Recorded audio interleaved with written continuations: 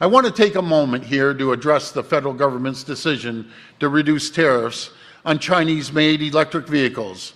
I'm extremely, and I say extremely, disappointed by this decision, which will directly impact our auto workers and the supply chains that support them, including many rural areas. I've made my position very clear to the Prime Minister, and I'm doing so again today, because we need to be doing everything we can to support our auto workers.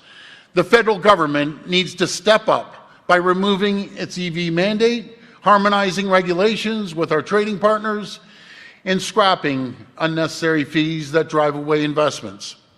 Folks, you hear, there's jobs coming. There's no jobs coming. I can assure you. You can remember this year after year after this year.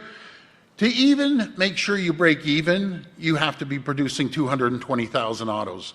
When you let the Chinese come in and we get nothing back, but they're paying their workers $6 an hour, that's probably a high rate, to compete against our great auto workers.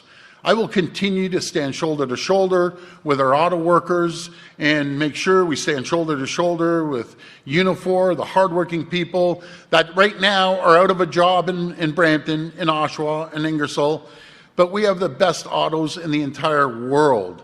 And when you have cheap autos coming in, not to mention cybersecurity, and I don't even know how they're going to get across the border at $15,000 less than what we can manufacture, and promising they'll manufacture.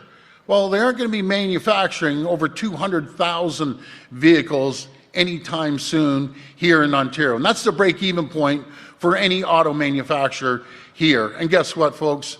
80 to 90% of those vehicles go south of the border. So I'm not too sure if President Trump wants Chinese spy vehicles coming across the border, but I'm betting the answer is no. You know, when you get on your cell phone, it's the Chinese that are going to be listening to your, and I'm not making this stuff up, they're going to be listening to your telephone conversation. I find it ironic that the Prime Minister is using a burner phone and all his staff over in China, but we're making a deal, it's Huawei 2.0, to come back into Canada, and we get nothing but potential job losses in our factories right across the board. And there's over 500,000 people that are employed in the auto sector. And that doesn't include all those families that go out and do their grocery shopping, buy clothes, maybe put an addition on their home. So this is a serious, serious matter. They say it's only 49,000 vehicles.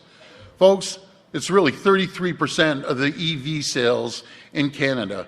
And once the camel gets his head in a tent, his whole body's in the tent, and you aren't getting rid of him. Remember this speech. And yes,